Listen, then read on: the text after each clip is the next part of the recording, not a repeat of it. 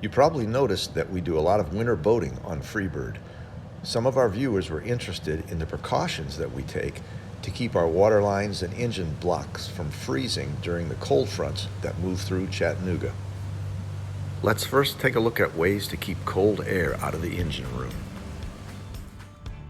This is one method to seal the vents for winter storage.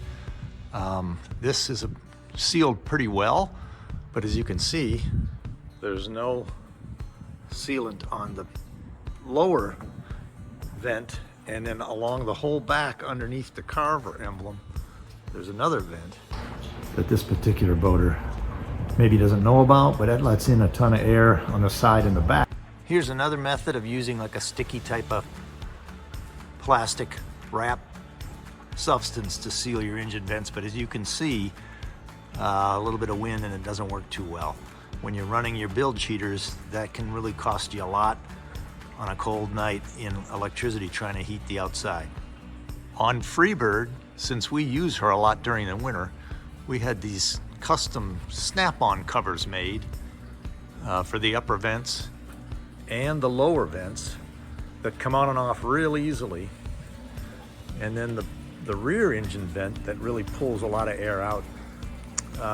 We also had custom covers made for those. They're a little harder to get in and out. They force fit in. There's actually a noodle in the back of that, but it looks really attractive, and the canvas guy we had do this just did a great job on everything he's ever done for us. I made a screen door for the pilot house door for us. And these covers are great though, because they come on and off real easy. I would highly recommend you do this if you're going to use your boat at all in the wintertime, because it keeps you having to tape and untape. On really cold nights when we're anchored out, I snap these back over, and that helps keep the heat in the engine room, which is underneath the whole salon and galley area, so that heat just kind of helps warm the whole boat from below. Now in the summertime, obviously you don't want that heat coming up, but in the middle of the winter when it's 30 degrees, it feels good. Down in the lazarette, Freebird has a auxiliary mounted bilge heater. This is a special heater that will not cause any kind of spark or fire danger. It runs there at about 40 degrees or below, obviously, and it does a good job of keeping the bilge at 40 degrees. We've got two of these, this one in the lazarette at the rear of the boat, and then the second bilge heater, it's a little bit smaller one, puts out a little bit less, but it's up in the forward part of the boat. There's less air vents here, so we can get by with a little smaller one.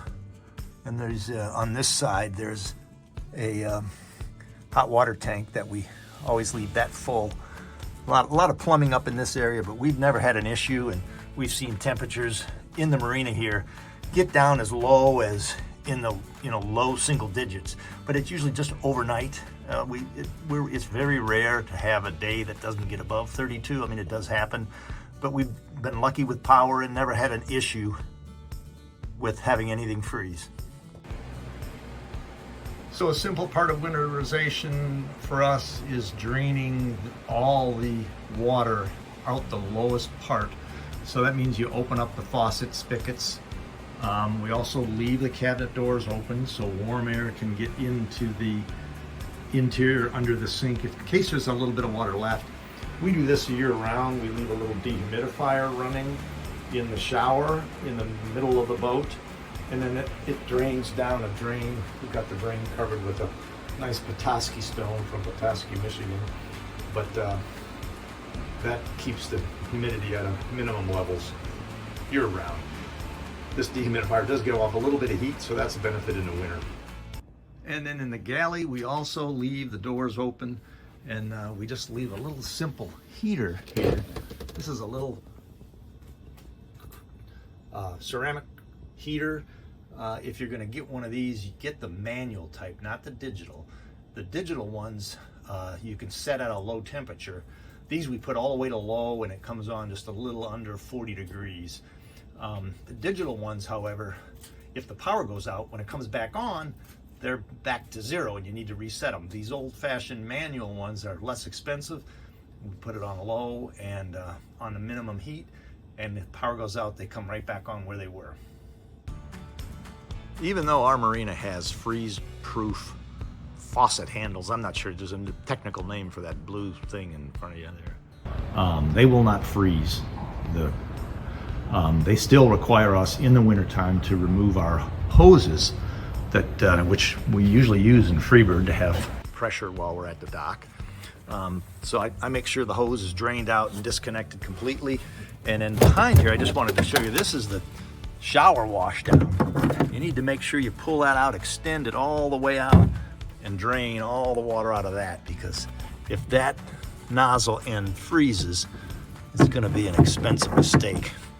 I drain that over just off the end. I hang it down over the end of the swim platform as low as I can get it, and it really helps drain out quite a bit of water out of the freshwater system. So even though we do have the bilge pumps going, we've got the good insulation here to keep the cold air out, I try to get as much water out of the system just in case power goes out, which it never has.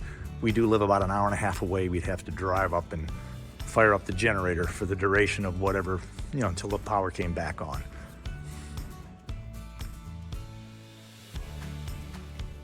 We feel very fortunate to be able to boat all through the winter and enjoy the beautiful nature and scenery of the Tennessee River. Please subscribe and come along for the ride. I'd really like to thank all of Freebird's subscribers. We really enjoy reading your comments and answering your questions.